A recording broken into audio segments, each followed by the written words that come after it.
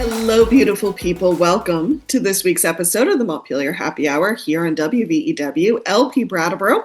So glad you can be joining us. This is the show where we talk about how everything in Montpelier shakes out for the rest of us.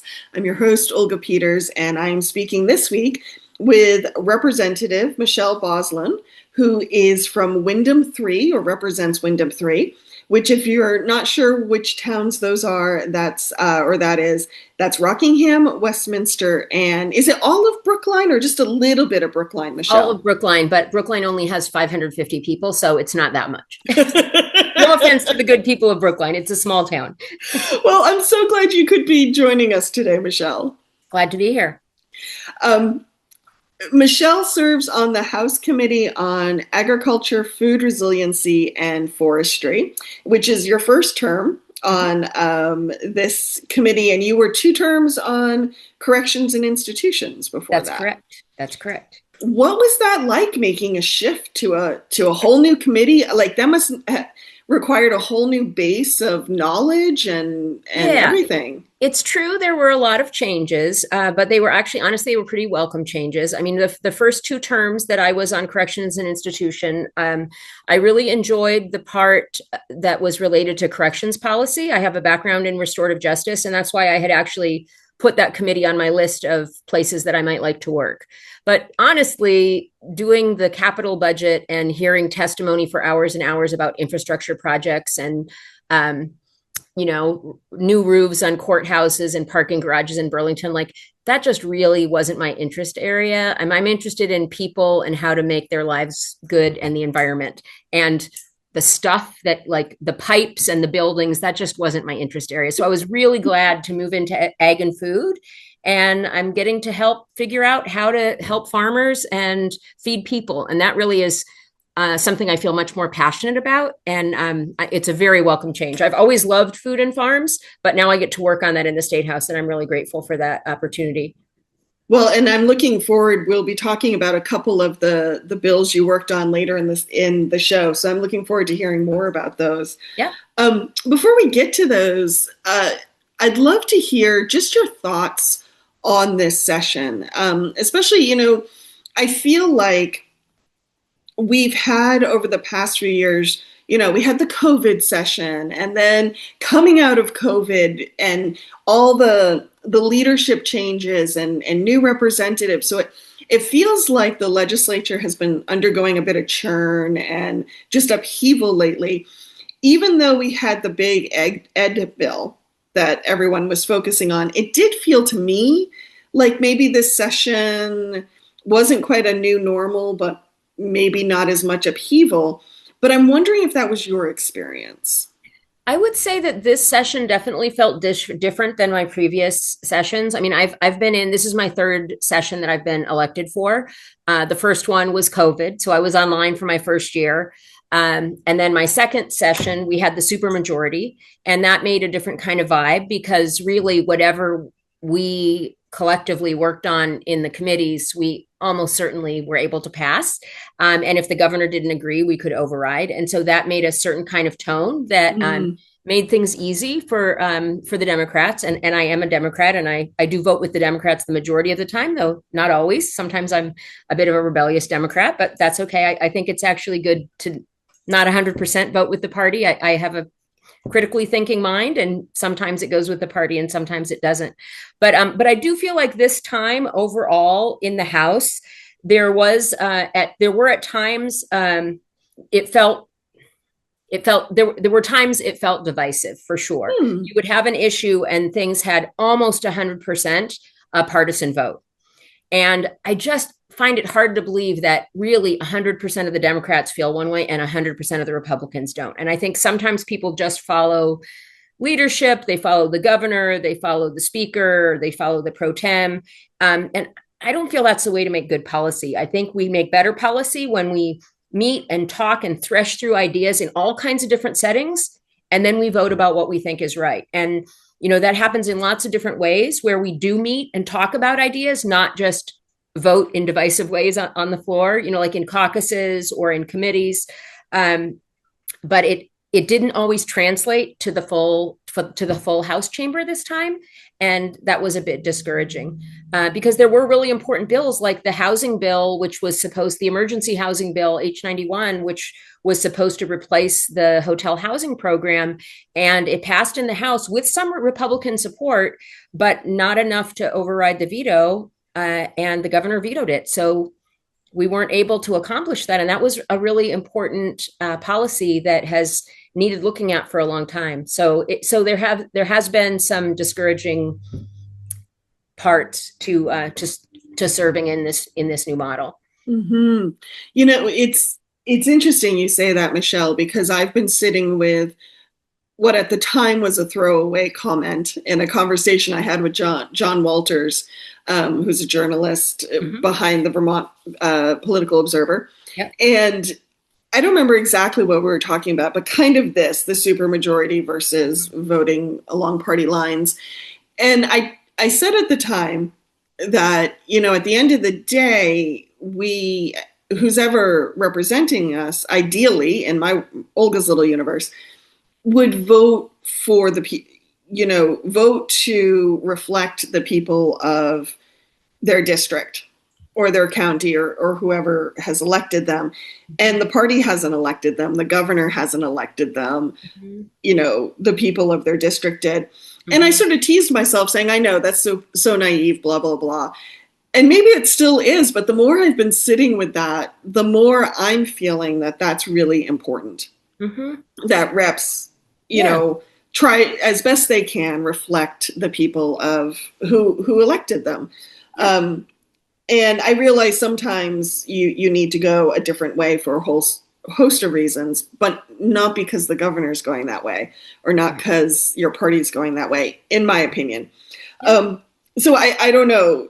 Having said that, does that jiggle anything loose for you? Or well, yeah, I mean, absolutely. I mean, when I was first elected, I had really wise legislators who had been in office much longer than me tell me the three things you need to consider before you make a vote is your conscience, your constituents, and your caucus. And your caucus meaning your political caucus, which I guess wouldn't be relevant if you're an independent, but for everybody else, we have a caucus, and not necessarily in that order. I mean, for me, the conscience is the one that you have to live with your conscience. And so like I voted against the budget a couple of years ago because I didn't want to unhouse 300 people from motel housing.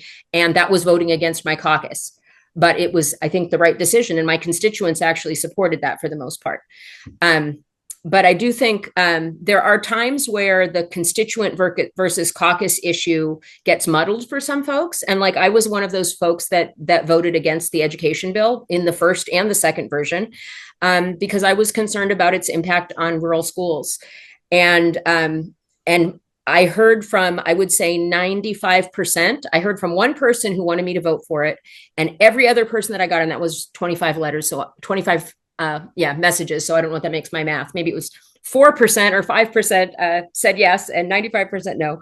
But people wanted me to vote no. They didn't like this bill. The NEA didn't like this bill. Teachers didn't like this bill. Parents didn't like this bill. I have never had so many people tell me to vote against something who, for the most part, were people who supported me, who are in touch with me, who share my values. And it would have been for me a very hard, if I had strongly felt that this bill was the right fit, it would have been hard for me to vote yes, knowing that overwhelmingly the people in my district, that's not what they wanted.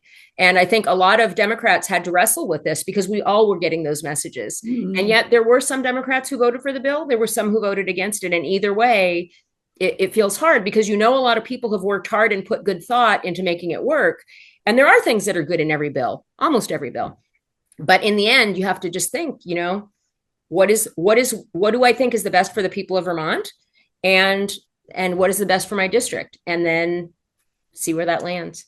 But it's not easy. It's not like it. I mean, some people will automatically vote with the caucus. I absolutely will not automatically vote with the caucus. I mean, in general, I think the caucus is likely to be on the same page as me the huge majority of the time. But it's not automatic. I need to think about it. I need to talk to people in my district and then figure out what's the right call. Were there any other bills this session that you had that much to sit with before you voted? That was absolutely the hardest one. Yeah, that was the hardest one, the ed bill, that had some tax policy implications as well. Yeah, I don't think any of the rest were that divisive. Hmm. And I realize we're not too far out of the session. It really only adjourned when you think about it, what, 2, 3 weeks Less than ago? 2 weeks ago, June 16th was our June last 16th, day. yeah.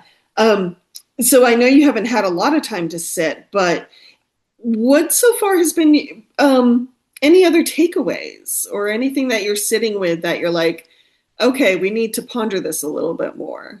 Well, I mean, sort of in the big picture, the thing that I came away from this session being aware of more than anything else was that politics can work if you get the right people in the room and they get to really listen and work with each other. And I think about my committee in particular as an example for that. So my committee has 8 people. It's agriculture committee. We have 3 farmers on the committee. We have 3 Republicans on the committee. We have 4 Democrats and 1 independent. And we voted out, I think, all but one bill we voted out unanimously. And it wasn't because it was a rubber stamp. It was because we listened deeply to each other. We talked to each other. We built trust and respect with one another so that even when we weren't in session, if we were having a conversation and we got there early and I was chatting with one of my colleagues, and some of the Republicans on my committee are very conservative. I mean, I have colleagues who have introduced all kinds of legislation to roll back environmental policies that I was co-signers for. Like, it's not like these people were naturally simpatico with me on all things political. But in that committee, we listened and learned and talked about and looked at the consequences, and we voted everything out together, including things like, should we recommend to appropriations that, yes, we want to keep universal school meals in the budget, even though the governor didn't want to do it? And we were 100%, every person in that room, we want universal school meals. And we were like that on all of these. And some of these are the things that we vote on are bills that impact food insecure individuals who are getting government, you could say government handouts or policies that are funded by the government to help their food insecurity. And 100% we were able to listen to each other and work together. And I found that actually translated into a really positive phenomena outside of the committee as well. I mean, there were bills that I never in a million years would have thought I would get Republican co-signers for. And some of my colleagues are like, I'll sign that. I'll introduce that bill with you. I co-signed things that they did. In fact, some of my Republican colleagues voted for things that other of their Republican colleagues did not vote for. And I don't know that it was because of any one conversation, but I think we had this experience of listening and talking to each other and really thinking about the consequences that made us not just think, oh, we need to vote our party, we need to vote for what's right.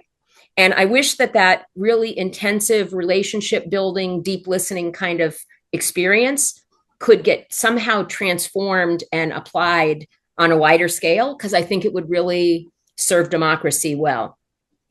But I Well, was hopeful. I was hopeful to see that it could work in a small, because honestly, my last committee was not that cohesive. This was the most cohesive I've ever seen a political committee work. And it was really a pleasure to be a part of that. well, that's interesting because, as you were talking, one of the things that came to mind for me, and I think you highlighted it, even mentioning your 2 separate experiences on 2 different committees, is like, how did you get to that place of really listening, of talking about consequences? Was there expectation setting at the beginning of the session? Was it just luck? Like, what do you think happened to make that really great relationship? Yeah, it's hard to say exactly. I mean, I certainly went in there with a little bit of a bad attitude when I looked at these people and I didn't know them and I looked at their voting, where they were coming from. I thought, oh my goodness, how is this ever going to work? This is going to be so divisive. We're going to be like Washington. So I had a little bit of a bad attitude before I got there, honestly. But once I got there, they're just nice people, and they are all guys. So I can say they're nice guys. The Republicans on my committee are all guys. So is the independent. There are only 2 women on the committee, myself and one other woman who's a Democrat. But I just feel like the committee chair is David Durfee, and he sets a very gentle tone. I think he presents ideas and then asks for opinions, and nobody on my committee is shy to voice their opinions, but they also are able to listen to each other. And so I think really quickly, we started out at the very first thing we did was listening to a lot of testimony around school meals. And it was something that impacted farmers. It was something that impacted people living in poverty. And that was something that we all care about. We all have farmers and we all have kids and we all have people living in poverty. And we all want people in Vermont to have food. So, with that common value, we were able to look at and listen to how can we work together to make sure this works. And the more we heard in terms of testimony that affirmed that this was a good idea, the more we ended up just kind of naturally getting onto the same page. So I don't know if David Durfee maybe picked really carefully great people to come in and do testimony, but it does feel like the pieces fell into place and then set the stage for future issues, which we weren't always 100% on the same page to begin with, but we generally got there. And I think it was partly that the chair set the tone, but I also think it was this common vision of food, farms, and forests. We want to do what's right for Vermont. And that was like front and center. Whereas I think sometimes on the House floor, it's like, oh, we don't want to make the governor look bad. Oh, we want to stand up for the speaker. Sometimes party can get in the way on the House floor. And in the committee, we really were able to just look at the issues. And I wish overall that happened in politics more, that we could just look at the issues and let those labels fall away. Because we weren't elected to represent a party. We were elected to represent people, and people have diverse views. Mm-hmm. Was there anything with your committee work that maybe you started out at one place and then as the conversation went on and you learned more, you changed to another perspective? Did that happen? And can you share with us what that was like? I mean, I wouldn't say 100% that happened, but there was an issue. There was a bill that we passed, which was called the nickname for the bill was the right to farm. It really wasn't exactly about right to farm, but it was about being able to file nuisance lawsuits against farmers for a variety of things. Mm. And in some cases, that can be really important. So, like, for example, we heard about somebody who was a farmer and they were having a hard time making ends meet, and they wanted to open a pick your own strawberry patch. And their neighbors complained, like, oh, that's going to make too much traffic. We don't want you to do that. In terms of zoning, you shouldn't have a business. You're just a farmer. And it was a lot of problems. And they just wanted pick your own, you know? And there were other places that were similar things like that. They want to build a farm stand, and people object to the farm stand for them to sell their products. Well, if we want to have farmers producing products in Vermont, we have to make it so that they can make a living. And I actually have started a small farmers market booth this summer since the session adjourned. And it is hard to make a living selling food, I can tell you that. And so I started out a little bit concerned about the right to farm bill. Well, more than a little bit concerned, because there is also this other side where if there's an environmental issue, somebody might be protected. They can say, oh, I have runoff from my dairy farm and the sewage is going into the river, but I have the right to farm, so you can't sue me. Mm-hmm. And so I was like, ooh, is that what's going to happen? And so I started out, I would say, pretty cautious about the right to farm bill because of the potential environmental problems that could be caused if it was too broad. But what I realized over time, and in the end, that was one of the bills that did not pass unanimously. It passed 7-1. We had one person that voted against it and 7 of us voted yes. But in the end, what I felt like was overall, this was going to help farmers, and it wasn't going to let people get away with doing things that were egregious. There still was language in there to protect if there's an environmental violation, if there's a problem that should not be happening. It's not like you're going to get a free pass to do anything. It just means that you can't be stopped of doing reasonable things to make a living as a farmer. And so in the end, I did end up supporting that. Interesting. Yeah, I think I could see how if there was an environmental issue, that would actually fall under a whole other set of laws. Well, and a lot of these things are so complicated, you know, that there's water quality laws. And yeah, I mean, there are many, many different possibilities. But I mean, I wanted to make sure that when I voted yes for that bill, it wasn't going to have unintended consequences.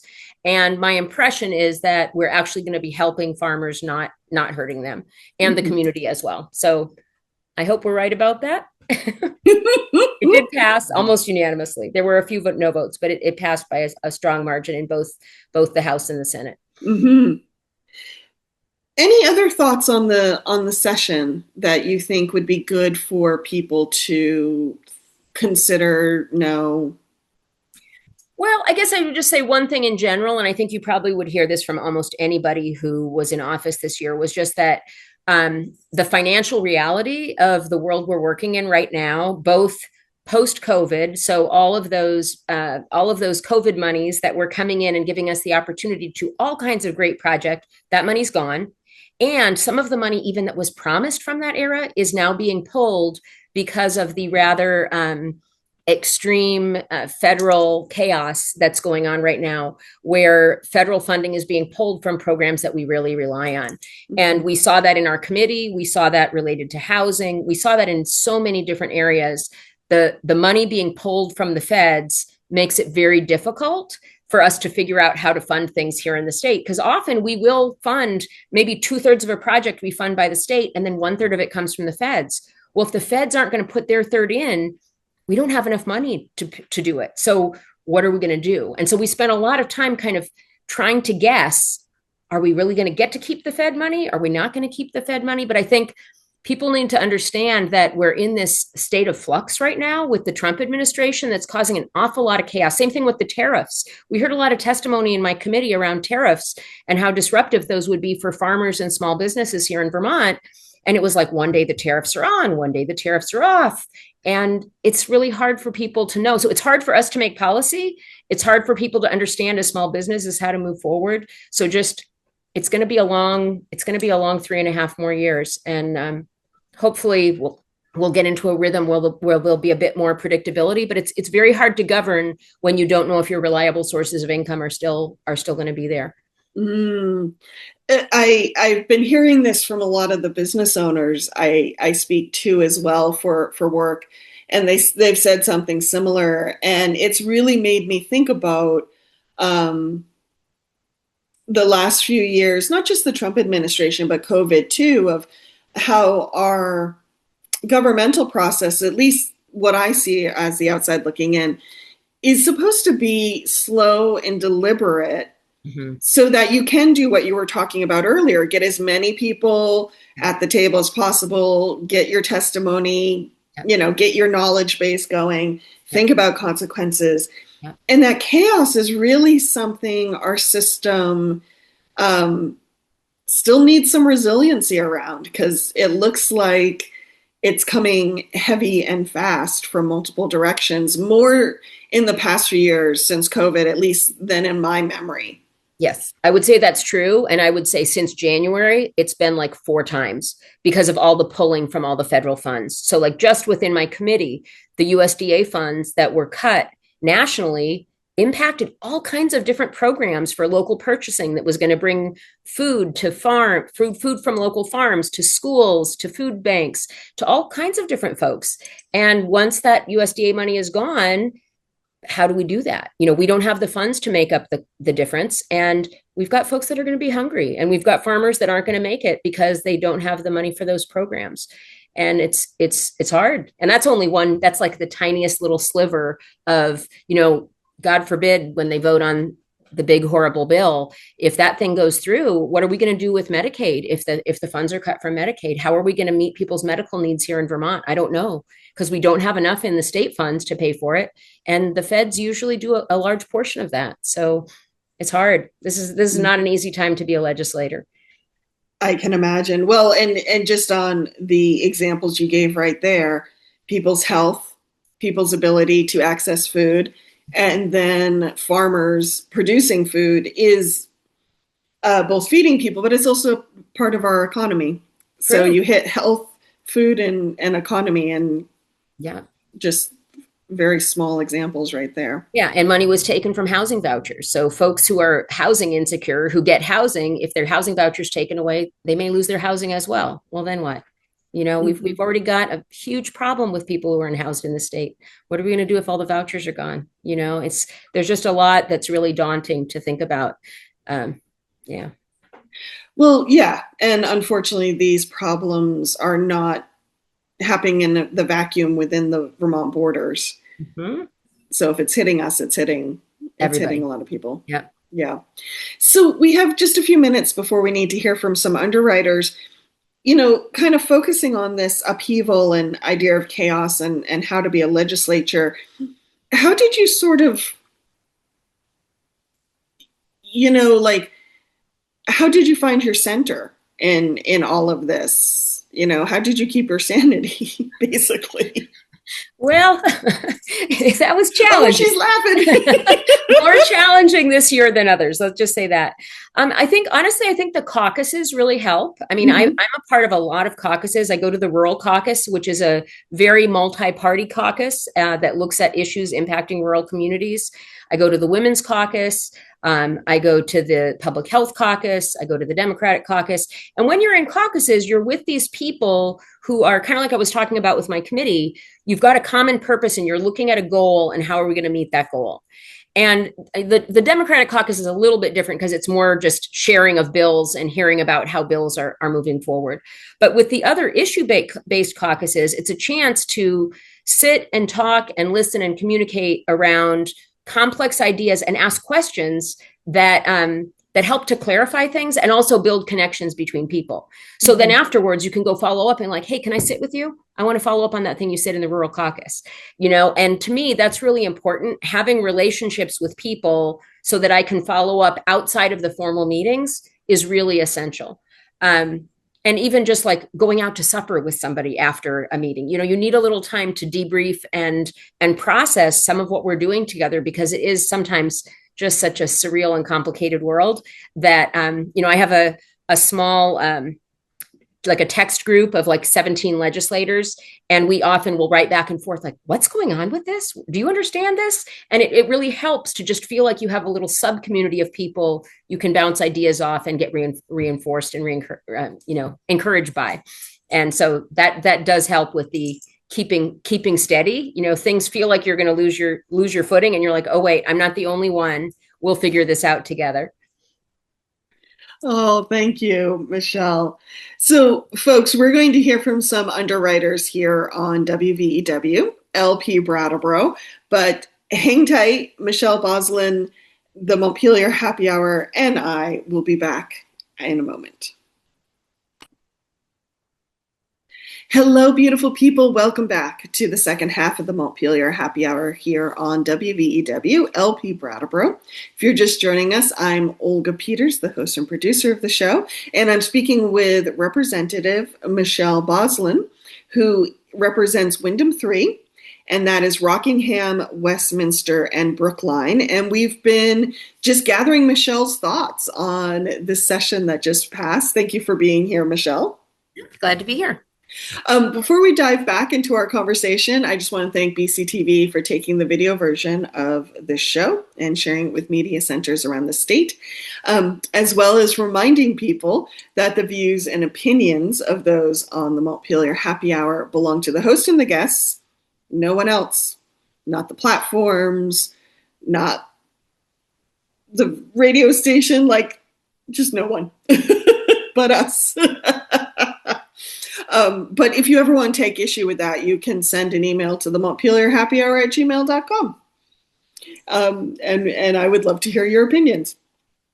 So, Michelle, diving back into the show, before in the first half, we were talking about just your thoughts on the session. And I think the word that kept coming up for me was relationships. Mm-hmm. And I know we're about to dive in and talk about some legislation you worked on, but before we do that, I would just like to revisit that concept of relationships. Mm-hmm. And, I always find it interesting being in Vermont. We're such a small state that so often it's not even 6 degrees of separation. It's like maybe half a degree. Mm-hmm. And so, some things about that are really wonderful.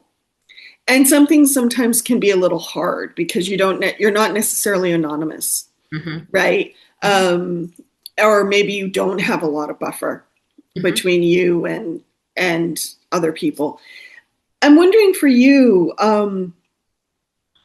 how do you kind of balance that close relationship with also our natural needs for boundaries, or in your case with the legislature, there is a little bit of a hierarchy. Um, yeah, what's that for you? Hmm. Well, I mean, in my life before I was a legislator, I worked both in social services and education, but I always worked in kind of funky places. So, like, I worked at youth services with kids who were unhoused and help them find housing. And I was a case manager at Groundworks and help people who didn't have housing try and find housing. And as a teacher, I worked in funky independent schools, like where kids would do experiential education, and I would like take them to China as well as teach them about Chinese history and, that kind of thing. So I always have worked in places that have kind of, I think it's fair to say, flexible boundaries where sometimes you just have to give the kid a ride because nobody else is going to give them a ride.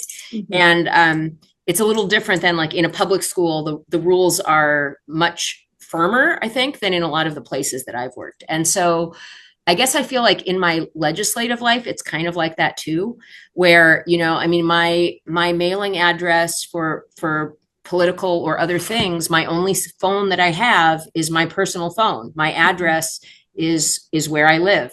And I'm okay with that. It's like people know this is where I live. This is who I am.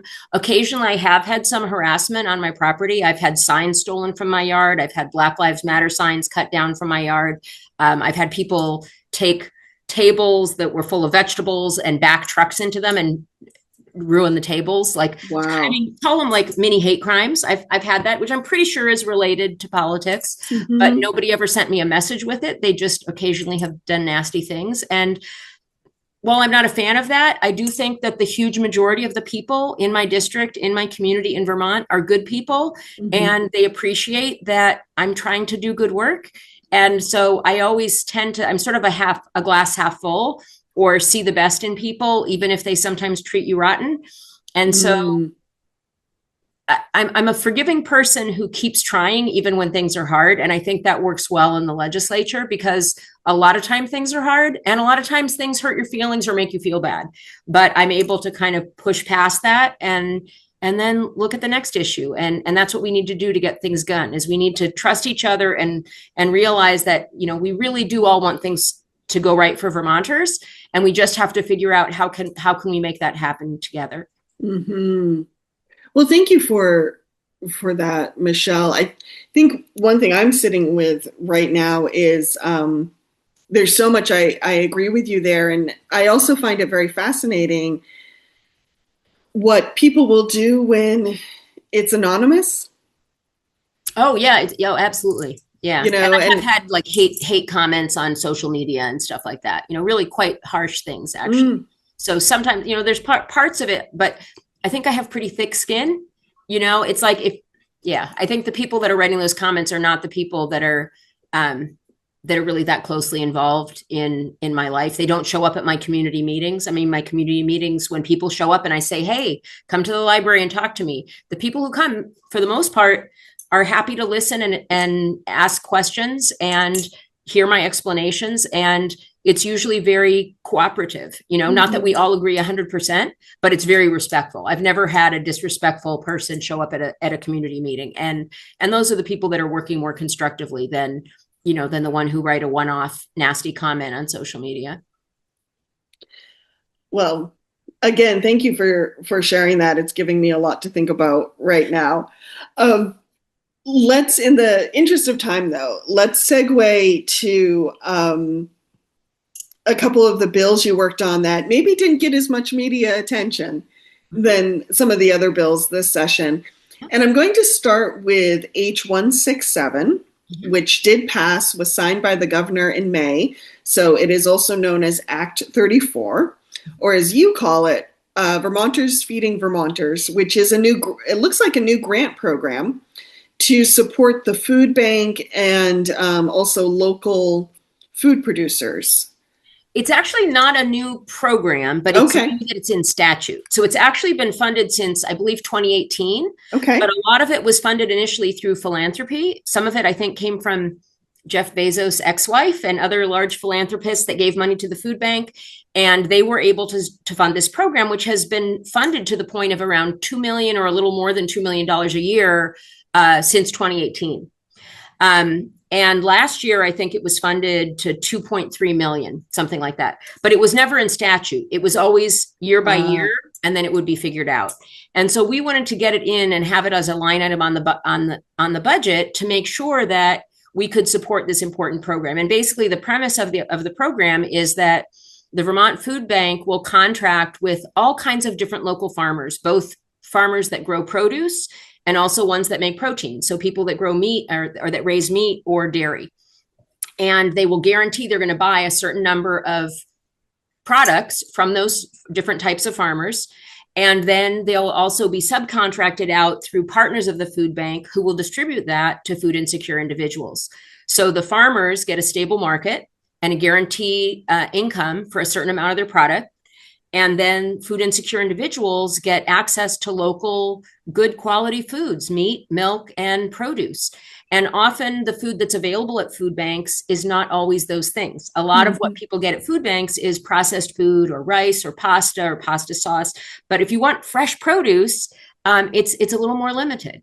And so this is a win-win. It helps our farmers and it helps food insecure individuals. Now, the sad part of this bill is while it did pass, it passed with 25% of the funding out of the state that we were asking for. So we had asked for $2 million to come from the state budget. And when it was funded with $500,000.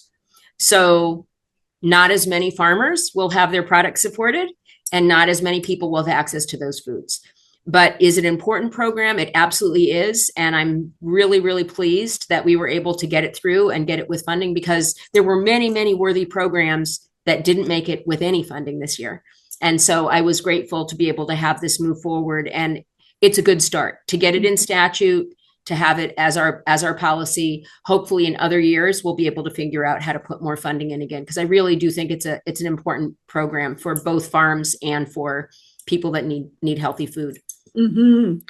And, that's one thing I always find interesting when I've reported on local food is it often has seemed that you've got multiple groups. You got the farmers who can make the food, and you got the people who probably want the food or need the food. Mm-hmm. But it is that distribution in between that often is where things get hung up, it seems. Yeah. And what is it about having the distribution hub be the food bank that works so well in this situation?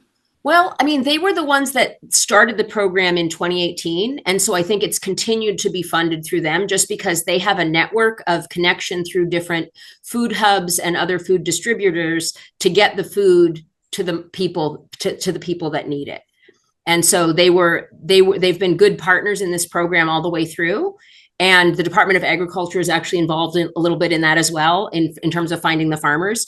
And so the Department of Agriculture, the food bank, and the food bank partners, they all work together and we're able to support food and food insecure individuals. Mm-hmm. I also noticed something when I was looking through the legislation, and I hope I say this right, that subgranting for local food, but also culturally relevant foods. There's a very small amount of the grant that goes to fund CSA shares for individuals in some communities. So for example, I don't know about this year, but I know last year in our community in, Windham County, there's a farm called the Susu Collective, and they grow a lot of diverse foods and some culturally specific foods. And part of the grant funds for this program actually go to provide CSA shares for individuals who want to get CSA shares through that farm. So it's that kind of thing. So there are some opportunities for, in addition to the food bank distribution, there are a few examples around the state of these kind of product farm programs that provide goods to particular populations. Mm-hmm. So it's a small amount of the grant, but it is a part of the grant. Thank you. What else? Anything else about this grant you want to mention? Because you did say this one received funding when so many things didn't. Right. Well, I mean, I just think in general, even though we didn't actually pass a lot of bills related to food and agriculture this session, we passed some, but we didn't pass a lot. But this was probably our biggest accomplishment, I think, in terms of something that both benefits farmers and people who need food. And so that's a win-win. But we did actually pass some other legislation that was related to in terms of getting fresh food to food insecure individuals. There's a program called Crop Cash, Oh, which yeah. basically takes individuals who get 3 squares. And if they take their funds and they take them to farmers markets, they can get twice as much produce as if they just used it in the regular grocery store. And so this is another way that it's supporting the direct produce from local producers. So it helps the local farmers, and then it helps the people that are using those coupons to get more produce for their, for the income that they've got. And so we did support that. We supported actually another aspect of that, which is called Crop Cash Plus, which also enables things like dairy and meat products as well within farmers market contexts. So Hmm. we really did do good work, I think, with a limited ability to fund things. We tried to put policies in which would benefit people to provide the food system and the people that need access to good food. Because the truth is, people who are wealthy are going to figure out how to get the food that they want. People that aren't wealthy are going to have fewer options. And we want all Vermonters to be able to eat, and we want the farmers who are feeding all of us to be able to keep making a living as farmers, or else none of us are going to get that local food. I don't think anybody wants to only eat food that, like, our apples have to be shipped in from Washington State because the farmers can't make it here. We want our farmers to make it here. And the policies that we worked on this year, they help food insecure individuals, but they really help all of us, including the farmers. And I feel really good about that. Thank you. I'd love to shift gears to another piece of legislation. This one is S, as in Senate, Mm-hmm. 60, Yep. and it's a farm security special fund Yep. that was supposed to provide grants to farms that lost produce or animals due to weather. True. Um, and I believe that's in House Appropriations now. It didn't pass. It's true. We were actually expecting that was going to pass. This bill was one that's been really one that we've been asked for by people all over the state. I mean, I don't think there's a Vermonter around who's lived here for more than 2 years who isn't aware of the massive flooding that we've had in recent years. And also in the last few years, we've also had some other extreme weather events, such as late frosts. We had a frost that happened in May, which killed 90% of the peach crop in Vermont about 2 or 3 years ago. And if you're a farmer that makes a bunch of your money from selling peaches, that's a huge loss. And a lot of those micro crops like that, you can't insure. So if you lose that crop, you just lose your income for that year. And so again, if we want to have local access to a variety of foods, we need to figure out how can we help farmers stay afloat when they have these adverse weather situations. So this was a priority for NOFA Vermont, the Northeast Organic Farmers Association. It was a priority also for other farming groups around the state. They're like, we really want to have this security fund, which if something happens that impacts a crop in a given year, the farmers can go to the state and they can get funds to help to rebuild, to damage control, so that maybe they can do some remediation and still salvage or replant or do something that will enable them to make some funds this year. And the original ask was for $20 million. And when the bill left the Senate, which is where it started, it still had $7 million in it. When it was voted, I believe it was voted out of the Senate Ag Committee with $7 million as the recommended funding amount. And then the Appropriations Committee in the Senate didn't send it with an amount, just like what often happens is the Appropriations Committee decides they're going to come up with their own amount. They're not going to pass anything with a particular amount. So it did pass unanimously through the Senate, came to our committee, passed unanimously out of our committee. And when we sent it to appropriations, we were hoping we could get, I think, $2 million at that point. We were like, you know what? We realize there isn't a lot of money, but we want to at least get this started. We want to set up this fund. And the idea with this fund is that it would be more time responsive than, for example, with FEMA. There's still people that are waiting from 2 years ago to get funds from when their fields flooded 2 years ago. Good point. Well, a lot of people go bankrupt before they get the funds from that. Mm-hmm. And so the hope was this isn't going to happen to the same farmers again and again. There were all kinds of careful safety provisions where if you're growing in a floodplain, you might need to think about where are you going to grow. You can't just again and again get bailed out by the state. That was not the way the bill was written. It was written very carefully to target unusual situations and also help people to move to planting in ways that's going to have them have the greatest success. but to get bailed out when there's a surprising struggle. And what happened was that by the time it got to appropriations, we thought it was still going to pass out. And I had my floor speech. I presented H167. I was going to present S60 on the floor as well. I had my speech ready. I was all ready to go. And then it didn't get voted out of appropriations, and it didn't get voted out of appropriations. And all these other things started coming in. This was the very end of the session. And about the last week, it became clear. They said, we don't have funds to vote this out right now. And so we had talked about, could you vote it out that, yes, we approve this policy and just do it without any money, so that we could set up, basically there was going to be a board that included some farmers, some people from the Department of Agriculture, some other people that were farm affiliated, who would be making decisions about these dispersals, so that perhaps if there was a philanthropic donation, or if the state in the future is able to donate it, we don't have to start from ground zero, or from the beginning, to get the infrastructure set up to do the distribution. But appropriation said, you know what, we don't want to pass this out if we're not able to pass it with some money. We're going to wait. So our hope is that it will still pass. And, we were able to get H167 through with limited funding this year. Our hope is maybe we'll be able to get S60 through next year as well. But it's hard to say, because there are an extraordinary number of needs in our state in terms of housing and medical care and all these other things that cost money.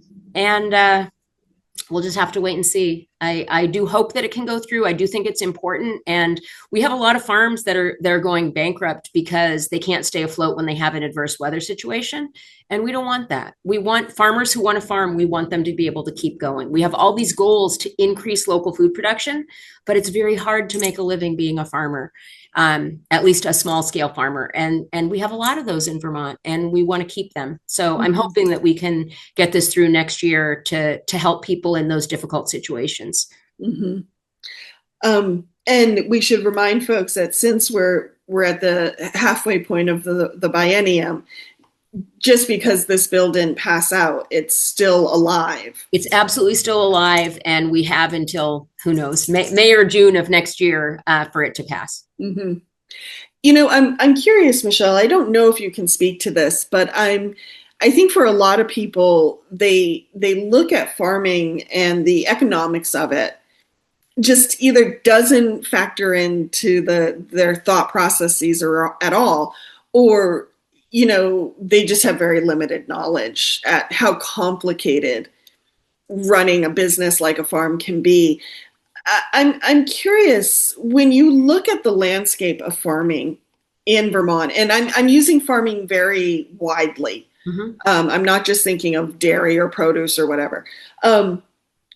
Where are you seeing the strengths, but also where are the challenges? The truth is there are challenges everywhere. There are a lot of farmers, particularly smaller farmers, are having especially hard go of it. I worked this last year in a UVM ag extension job in my other job, and took students from Brattleboro to learn about farming and other food related careers. And I visited some farms with them, including a dairy farm. And the dairy farmer told us, and I heard this in testimony in the State House as well, most small dairy farmers barely come out ahead. The cost of milk that they're paid for by the federal price point, they barely are able to stay afloat. So the way that people are able to make more money, particularly in dairy, is by getting huge. And when you get huge, then you don't have as good of conditions for the animals. They don't get to go outside as much. They don't have as much pasture time. And that's complicated. I think most people in Vermont would like to see animals well cared for and people getting good quality food. And that's tricky. The smaller farms, the way that they can make a go of it is by diversifying. So if somebody traditionally has started out just growing crops, if they grow crops and then maybe they make pesto, or they have a small dairy and then they open a creamy stand, they can stay afloat because they come up with these creative solutions. Multiple income streams. Absolutely. So if you go to a farm stand or you go to a farmer's market and you see a farmer and they've got some interesting, funky little product, support it. That's gonna keep them afloat, because just producing the vegetables, the berries, the dairy, it's not easy for many farmers to stay afloat just with those primary products unless they're on a very, very large scale. And there aren't that many huge farmers in Vermont, particularly the vegetable and fruit ones. They really have to work on a small scale doing a variety of different things, making jelly or maple syrup or other kinds of things. Thank you. But supporting local does really make a difference. So, I mean, people say, like, oh my gosh, why is that so expensive? Well, it's expensive because it's hard to make a living. It's hard to make a living. And if we want to have those products locally, we need to support the farmers that are growing them. hmm I remember hearing a food producer once say that a lot of times with local food, you're actually seeing the real price of what it takes to, really big companies can, take from this pot and take from this pot and put this here and put this here when it comes to their economics, where Yeah. local, what you see is what you get quite often. Yeah. We have just a few minutes left before we wrap this episode, Michelle. I wonder if there's anything else you want to let listeners know about, any other pieces of legislation perhaps that didn't get a lot of attention, but you'd like to mention? Yeah, I don't know. I mean, the only one that really comes to mind that I'm really disappointed that we weren't able to get through and go to the other side is H91, which was the emergency housing bill. Yeah. I've worked as a case manager and in social services at different points in my life, including with folks in Southern Vermont who were unhoused, who lived in hotels and were trying to transition into other places. And I know personally that there are not housing options for those folks. It is very, very difficult to find housing options for those folks. And trying to find housing takes months and months and even years and years. And so we came up with, we being the Human Services Committee in the House, and then it actually passed all the way through the House and the Senate, came up with this plan to try and transition the system, to provide bigger shelters that could provide more supports to eventually transition people out. And when the governor vetoed it, we didn't have a way to override the veto. There weren't the votes to override the veto. And so there's no other plan. And I find that really, really discouraging because we have a lot of people that don't have housing. We have a lot of people that don't have housing at all levels. But for people who are unhoused, it's particularly ominous. And keeping people living in hotels is not a good option for anybody. It's expensive and it's also not stable and it doesn't have good supports. I mean, I was a case manager in that program and I would try to meet with people once a week, but that's not enough to transition people into a stable position. And it's really discouraging that after all these years and all these different things we've tried, a full plan was ready. The governor said no, and now there's no other plan. The governor doesn't have another plan. We don't have another plan. So now we're going through a whole nother season, including the next winter, where we're going to have a bunch of folks that are going to have no choice but to stay in the hotels. Because I also don't feel good about saying people can't stay in a hotel because it's too expensive, because the alternative is going outside and people die outside. And so that the emergency housing situation is really frustrating for me. I mean, that wasn't my first choice actually of committee this year. Was I wanted to be on human services and I wanted to work on those issues. It turned out I got assigned to agriculture instead. And I'm actually super glad that I was in agriculture. I had a very positive experience there, but it does kind of break my heart that we weren't able to make a more successful outcome on that issue of what we're going to do to help unhoused folks transition out of the hotels. That was pretty heartbreaking. I am sure I will come across someone who will agree with the governor's decision to veto H91. I have yet to meet that person. And what you've said has echoed what a lot of people have said. I think what was hard for me watching H91 be vetoed is, quite often what I would hear from people is, we need a plan. Why don't we have a plan? We need a bigger long-term strategy, all those sorts of things. We need to do away with this program. And it does seem, at least on the surface, that H91 did a lot of those things. And so it is a little bit mind-boggling that we didn't move forward with it as a state. Yeah. Here's fingers crossed we come up with something better. Next year, I don't know if we can come up with something that will get across the line or not, but I sure hope so, because it's certainly a lingering need. That's a huge need. It's a huge need, and it has both financial and human ramifications. Yeah. Well, Michelle Bos-Lun, Representative for Wyndham 3, thank you so much for joining me today and sharing your thoughts with listeners. Really appreciate it. If people do want to get in touch with you, how can they do that? I think probably the best way would be write to me through my legislative email, which is, it's all the same formula for all of us. But if you go to the Vermont Legislature website, you'll see my email on there. If you email me, you'll see actually if I respond to you, my phone number is on there as well. If you want to try and have a phone conversation, but I think an email is probably a good way to start the conversation. Let me know what the issues are you want to touch base on, and especially for farmers in Windham County or Windsor County, I would actually love to visit some farms and talk to folks about agricultural issues. If people have particular things they'd like to see happen in the legislature related to farming and food issues, absolutely get in touch. I'd like to have some more experience with those issues before we go back. Wonderful. Well, Michelle Bos-Lun, thank you for joining us. And as always, the Montpelier Happy Hour is on WVEW LP Brattleboro every Friday at 2, rebroadcasted on Wednesdays and wherever you find your podcasts. Thank you so much, everyone.